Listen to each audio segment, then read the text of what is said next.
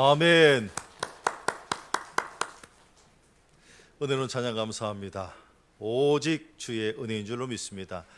우리 앞뒤좌우로 한번 인사하겠습니다. 잘 오셨습니다 하고 인사하겠습니다. 잘 오셨습니다. 할렐루야. 하나님의 은총이 오늘 예배 가운데 가득하기를 간절히 소망합니다.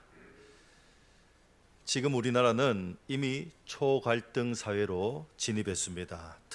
특별히 우리나라에는 3대 갈등이 있습니다.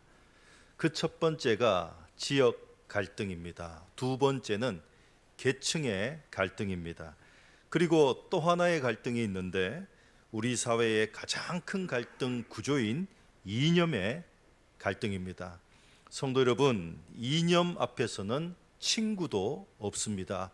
심지어 가족도 나뉘어지고 교회의 성도들조차도 갈라서는 것이 바로 이념입니다. 그래서 사실 우리는 총과 칼을 들지 않았을 뿐이지 이미 살아오면서 마음속으로 이념 때문에 많은 사람들을 죽였습니다. 이것이 오늘 우리 사회의 문제이자 큰 비극이라는 사실입니다. 이에 대해 사회심리학자 조너선 하이트는 그의 책 바른마음에서 이렇게 말합니다. 우리 함께 읽어보십시다. 스크린 보시고 시작. 인간의 마음은 진리를 찾는 탐정이 아니라 이미 정해진 편을 변호하는 변호사와 같다.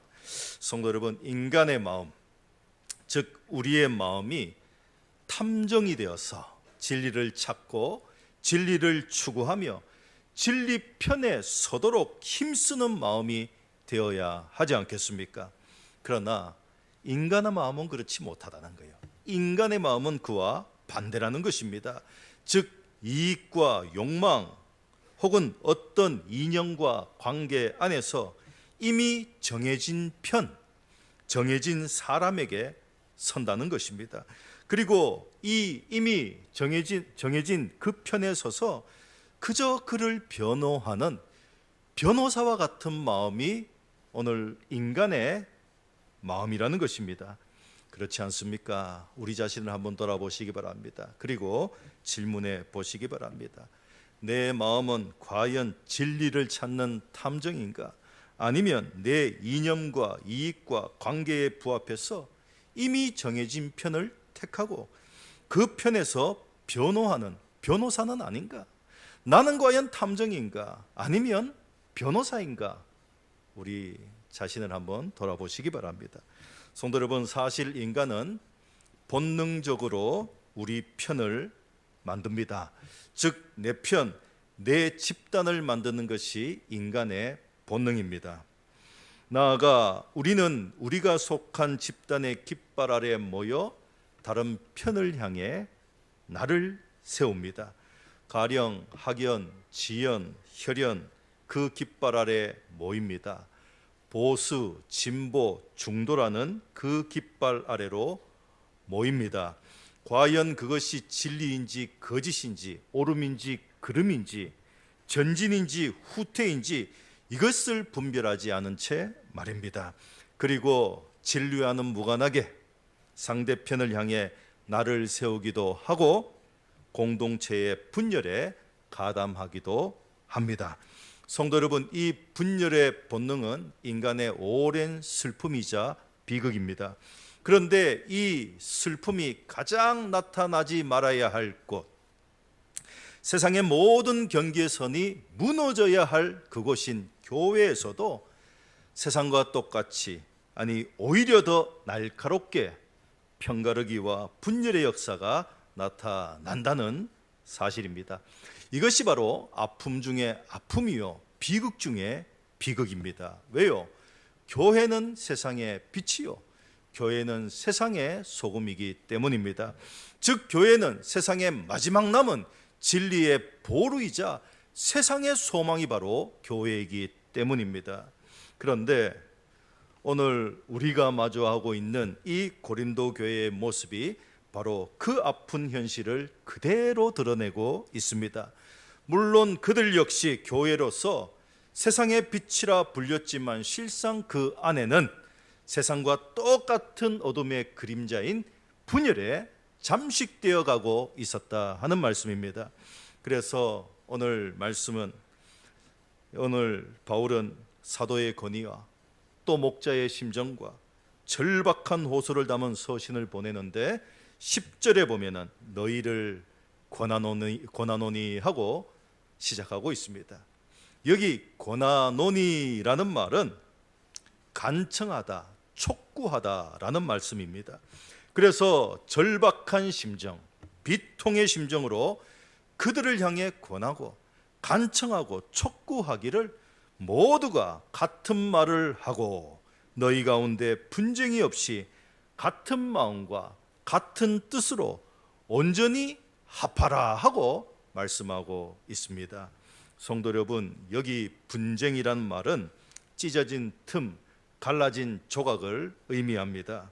반면 같은 말, 같은 마음, 같은 뜻이란 말은 찢어지지 않은 온전한 옷을 뜻합니다. 가령 예수님께서 십자가에 달려 대속의 죽음을 죽으셨을 때 로마 병전들은 그 예수님이 입으신 그 옷을 가지기 위해 제비를 뽑았는데 바로 그 옷과 같다는 말씀입니다. 왜요? 예수님의 옷은 위에서부터 통으로 짠 찢어지지 않은 온전한 옷이었기 때문입니다. 그러므로 비록 사형수가 입었던 옷이지만 온전한 옷, 찢어지지 않는 귀한 옷, 그래서 그것을 가지기 위해 병정들이 제비를 뽑은 것입니다. 성도 여러분, 이것이 교회의 모습이어야 합니다. 즉 교회는 위에서부터 통으로 짠 옷과 같아야 하고, 비록 교회가 고난을 당한다 할지라도 찢어지지 않아야 하며 너무너무 귀해서 갖고 싶은 옷, 그래서 믿지 않는 자도 심지어 핍박했던 자들까지도 가지고 싶고 부러워하는 옷, 그것이 교회의 모습이어야 한다 하는 말씀입니다. 성도 여러분, 그럼 우리 교회의 모습은 어떠합니까?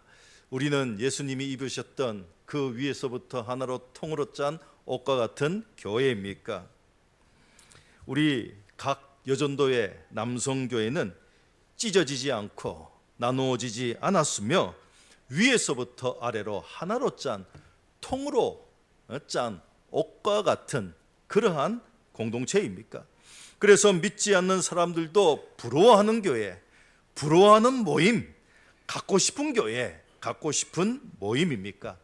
바라옵기는 그러한 교회와 그러한 공동체가 되시기를 주님의 이름으로 간절히 축원합니다. 그런데 여기에 같은 말, 같은 마음, 같은 뜻이란 말은 획일성을 뜻하는 말이 아닙니다. 무슨 공산주의나 독재주의나 이런 것을 말하는 것도 아닙니다. 여기 같은 말, 같은 마음, 같은 뜻이란 말은 같은 진리를 공유하는 내면적이고 본질적인 일치를 요청하는 말씀입니다. 그렇지 않습니까? 무슨 공산주의나 아니면 독재주의, 독재국가에서나 100% 찬성이 있지, 무슨 민주주의 국가에서 가당키나 한 이야기입니까? 성도 여러분, 민주주의라는 말은 시끄러운 정의입니다. 민주주의의 다른 말이 바로 시끄러운 정의예요. 왜요? 사람들마다 생각이 다르고 이념이 다르기 때문입니다. 교회도 마찬가지입니다. 우리도 모습이 다르고 생각이 다르고 신앙이 다르고 다 다릅니다. 즉 교회는 바울이 말한 바와 같이 한 몸의 여러 지체라는 말씀입니다. 그래서 각 지체마다 생김새도 다르고 역할도 다르고 하여튼 다 다른 거예요. 그러므로 세상도 교회도 시끄러울 수밖에 없는 것이고, 아울러 시끄럽다 하는 것은 민주주의가 그 안에서 실현되고 있다는 증거입니다. 그러므로 이 나라가 왜 시끄러울까? 세상의 교회가 왜 시끄러울까? 거기에 대해서는, 그 점에 대해서는 너무 고민하거나 힘들어할 필요는 없습니다. 그러나 교회가 세상과 달라야 하는 점은 당신의 생각은 틀렸어, 당신의 말은 틀렸어, 당신은 틀렸어, 이렇게 주장하고 서로를 적대시하며 공격해서는 안 된다는 거예요. 이것은 세상에서나 하는 짓입니다. 그러므로 우리는 어떻게 해야 됩니까? 당신의 주장은 나와는 다릅니다. 나는 당신의 생각과 다릅니다 라고 말해야 됩니다. 그리고 기다려야 합니다. 설득해야 합니다. 그리고 하나님의 뜻이 교회 안에 있음을 받아들이고 물어야 합니다.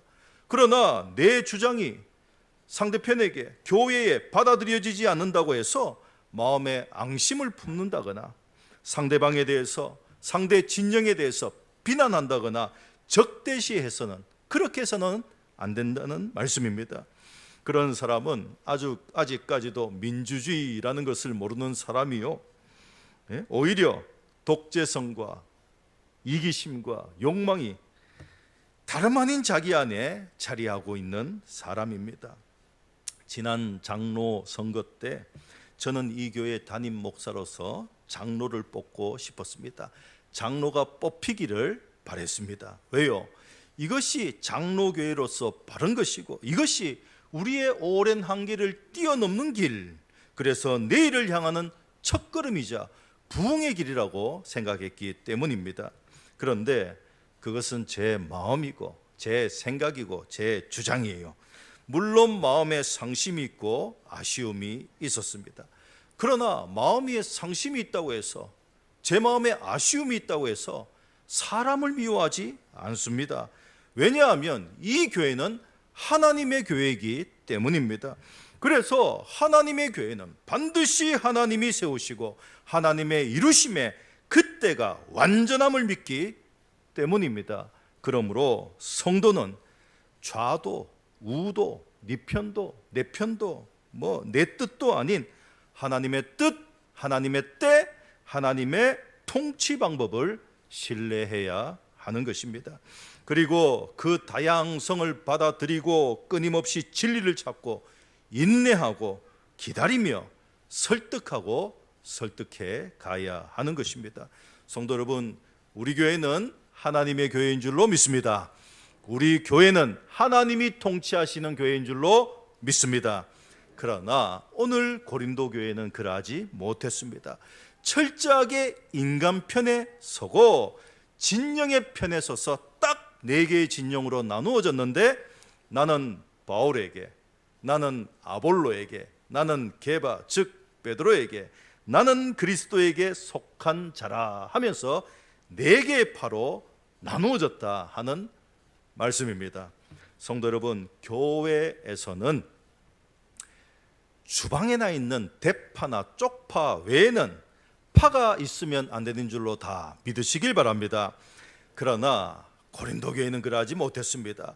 철저하게 4파로 나뉘어서 서로의 진영에서 서로를 배척하고 분열하고 있었다 하는 말씀입니다. 그럼 왜 고린도 교회가 4파로 나뉘었을까? 고린도 교회는 바울의 2차 선교 여행 때에 그곳에 머물면서 1년 6개월간의 그곳에 머물면서 복음을 전파하고 세운 교회가 바로 고린도 교회입니다.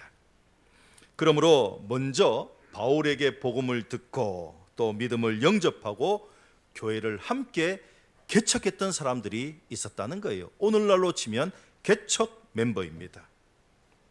그리고 바울이 떠나면서 고린도에 아볼로가 와서 목회를 하고 또 시간이 지나면서 게바, 이 베드로도 다녀갔을 것인데, 그때 아볼로를 통해서 복음을 영접하고 또 아볼로를 통해서 가르침을 받았던 사람, 또 베드로가 왔을 때는 베드로를 통해 복음을 영접하고 베드로의 가르침을 받았던 사람이 있었다는 것입니다. 물론 다른 지역에서 이들 각자를 통해서 복음을 영접하고 또 이들을 따라다니면서 신앙생활을 했던 사람, 나아가 이들을 따라서 고린도 교회에 왔던 사람들도 있었다는 말씀입니다. 그러므로 각자에게 복음을 영접케 했던 사람, 그리고 그분의 말씀과 가르침에 깊은 감명과 감동을 받았던 사람, 그들 각자들이 주장을 하는데 바울이 최고야, 아볼로가 최고야, 게바가 최고야, 나아가 파당까지 지어가며 서로를 견제하고 적대시하며 교회에서 지배력을 행사했다 하는 말씀입니다. 그럼 그리스도파, 이 그리스도파는 누구인가? 이 그리스도파, 이 사람들은 이파 저파 대파 쪽파도 싫은 사람, 혹은 이쪽도 저쪽도 끼지 못하는 사람, 다시 말해 어느 한 곳에도 관계가 없는 사람. 그러므로 이 그리스도파, 이 사람들은 교회에 가장 나중에 가장 늦게 들어온 사람이라는 말씀입니다. 그들이 바로 그리스도파입니다. 그런데 이들 역시도 모여서 파당을 짓고는 어느 순간에는 교회에서 헤게모니를 잡고자 했다는 말씀입니다. 성도 여러분, 이러니 고린도 교회에서 목회를 하는 이 목회자의 목회가 어떠하겠습니까? 허구헌 날 조용기 목사님의 설교가, 김사만 목사님의 설교가, 이찬수 목사님의 설교가 최고야. 명성교회 목회 방식이 최고야. 아니야. 사랑의 교회 목회 방식이 최고야. 아니야. 분당 우리 교회 목회 방식이 최고야. 바울이 최고, 아볼로가 최고, 게바가 최고. 성도 여러분, 인간이 하나님을 안들 얼마나 알겠으며, 인간이 하나님을 알고 가르친들 얼마나 알고 얼마나 가르치겠습니까? 모두가 부족한 인간이라는 말씀입니다. 그렇지 않습니까? 바울이 하나님을 안들 얼마나 알겠으며, 아볼로가 하나님을 안들, 베드로가 하나님을 안들 얼마나 하나님을 알겠습니까? 모두가 하나님의 일부분뿐 알지 못한다 하는 말씀입니다. 그러므로 교회에 다양한 목회자들이 와서 설교를 하는 것은 뛰어남을 자랑하는 것이 아니라 서로 부족한 부분을 보완하고 세워가고 채워가는 것이지, 그런데 설령 이것이 내 뜻에 맞고 내 신앙에 맞고 내 이념과 신앙에 힘을 싣는다고 해서 이것을 가지고 자신을 세우고 분열을 조장하는 도구가 되어서는 안 된다 하는 말씀입니다. 그래서 오늘 바울은 17절에 말의 지혜라는 단어를 사용했습니다. 말의 지혜라는 말은 인간의 방법이라는 말입니다. 그렇지 않습니까? 그들은 인간적인 방법을 동원했습니다. 즉 바울파, 이 개척 멤버들을 대항하기 위해서 아볼로파가 나왔을 것이고, 또 이 아볼로파, 이 개척 멤버, 이 바울파를 대항하기 위해서 게바파가 나왔을 것이며, 또 이들 모두를 대항하기 위해서 중도라는 옷을 입고 그리스도파라는 것이 나왔지 않겠습니까? 그러므로 이들 모두는 똑같은 방법이라는 거예요. 말의 지혜, 즉 인간적인 방법, 다시 말해 더 설득력 있는 논리, 더 뛰어난 리더십으로 교회를 세워가고 교회의 문제와 분열을 해결하고 키워가고자 했다 하는 말씀입니다. 그러므로 바울은 어리석다는 거예요. 이것이 안타깝다 하는 것입니다. 그래서 너희들이 부르심도 모르고 교회도 모른다, 오직 인간의 냄새만 풍기는구나, 십자가를 헛되게 하는구나 하고 책망을 하고 있는 것입니다. 그래서 1절 편지의 서두에서부터 부르심에 대해서 말씀을 하는데, 우리 스크린 보시고 함께 봉독해 보십시다. 시작. 하나님의 뜻을 따라 그리스도 예수의 사도로 부르심을 받아냈습니다. 그리고 2절 말씀 함께 봉독하십시다. 시작. 성도라 부르심을 받아냈습니다. 성도 여러분, 우리는 주님께, 우리는 하나님께 부르심을 받은 자들입니다. 그러므로 이 부르심이 분명하고 이 부르심에 확고해야 합니다. 왜냐하면 베드로 후서 1장 10절의 말씀에 비추어 보면 부르심이 분명할 때 실족하지 않고, 요한복음 15장 16절에 비추어 보면은 부르심이 분명할 때 열매를 맺고 그 열매가 항상 있으며 아버지께 무엇을 구하든지 다 받게 되는 것이고, 오늘 말씀 10절에 비추어 보면 같은 말, 같은 마음, 같은 뜻을 갖게 되며, 17절 말씀을 비추어 보면 오직 복음만을 전할 수 있기 때문입니다. 그러므로 이 부르심이 분명하지 않기 때문에 번번이 실족하고 번번이 분쟁하고 번번이 열매가 없으며 번번이 인간적인 방법을 통해 그래서 실패를 거듭 했음에도 불구하고 다시 그 방법으로 교회를 세우고자 하는 것입니다. 바라옵기는 우리 교회와 우리 성도님들은 이 부르심에 확고하시기를 축원합니다.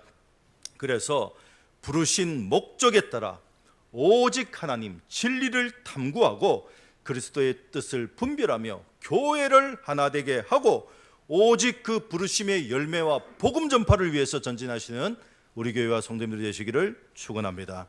다음으로 교회를 분명히 알아야 합니다. 2절 말씀 우리 함께 봉독해 보십시다. 스크린 보시고 시작. 고린도에 있는 하나님의 교회 곧 그리스도 예수 안에서 거룩하여지고 했습니다. 바울은 고린도에 있는 교회라고 말하지 않았습니다. 고린도에 있는 하나님의 교회라고 말하고 있습니다. 성도 여러분, 복음서에 보면 예수님께서 가이사라 빌립보 노중에서 베드로에게 말씀하기를 내가 이 반석 위에 내 교회를 세우겠다 말씀하셨습니다. 여기에 반석이라는 말은 베드로의 신앙 고백이자 반석은 예수 그리스도를 가리키는 것입니다. 그러므로 교회는 그리스도의 교회, 하나님의 교회인 것입니다. 다시 말해 베드로의 교회도 아니요, 아볼로의 교회도 아니요, 바울의 교회도 아니라는 말씀입니다. 내 교회, 하나님의 교회, 예수님의 교회라는 말씀입니다. 그래서 바울은 14절 이하의 말씀을 풀이하자면 내가 세례를 베푼 것, 내가 이 세례를 베푼 것이 내 자랑도 내 업적도 내 사람을 만들고자 한 것이 아니라는 것입니다. 그래서 내가 극소수에게만 세례를 베푼 것이다. 왜요? 오직 복음만이 들어가게 하기 위해서, 오직 너희가 그리스도 위에만 굳건히 세워지기 위해서이다 하는 말씀입니다. 성도 여러분, 이것이 바로 교회입니다. 교회는 오직 그리스도만 높여지고 그리스도만 나타나는 것이 바로 교회입니다. 그러므로 교회는 오직 그리스도 안에서 오직 그리스도 위에 세워질 때 거룩해지는 것이지 어떤 인간의 대책, 인간의 방법, 인간의 공로, 지혜의 말, 그 어떤 것으로도 교회는 세워지지도 교회는 거룩해지지도 않는다 하는 말씀입니다. 그래서 바울이 마지막으로 주장하는 것이 바로 십자가입니다. 성도 여러분, 십자가 앞에서는 모든 자랑도 지혜도 아볼로의 웅변도 베드로의 권위도 바울의 업적도 아무런 의미가 없습니다. 십자가 앞에서는 용서하지 못할 사람도 없고 사랑하지 못할 사람도 없습니다. 왜요? 주님께서 너와 나 우리 모두의 죄를 위해 대속의 죽음을 죽으셨기 때문입니다.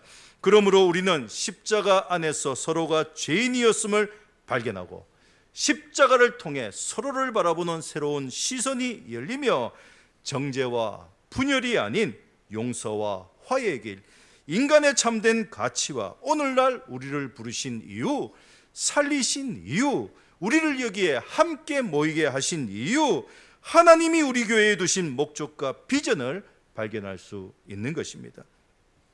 성도 여러분, 십자가는 사랑입니다. 십자가는 하나됨입니다. 십자가는 은혜입니다. 십자가는 용서입니다. 십자가는 화해입니다. 이것이 바로 십자가요. 이것을 위해 죄 없으신 예수님, 가장 높으신 예수님, 가장 지혜로우신 예수님께서 자기를 부인하고 십자가에서 대속의 죽음을 죽으신 것이요. 그래서 바울 역시도 십자가 외에 나는 자랑할 것이 없노라. 내 모든 업적, 스펙, 소유, 자랑들 배설물로 여긴다, 똥으로 여긴다 말한 것입니다. 그러므로 오늘 우리가 여전히 자신의 옳음을 주장하고 권위를 주장하고 공로를 주장하고 업적을 주장하고 자신의 지혜와 논리를 주장하고 있다는 것은 아직 십자가를 모르는 사람이요, 그 은혜와 사랑을 모르는 사람이자 십자가를 헛되게 하는 사람이다 하는 말씀입니다. 바로 그는 우리 교회와 성도님들은 십자가가 살아있는 성도, 십자가가 살아있는 교회가 되기를 축원합니다. 그래서 바울과 같이 그 십자가 앞에서 매일매일 나는 죽노라, 매일매일 자신을 부인하고 오직 십자가를 자랑하며 십자가의 은혜와 사랑과 용서와 화해를 선포하는 우리 교회와 성도님들의 되시기를 주님의 이름으로 간절히 축원합니다.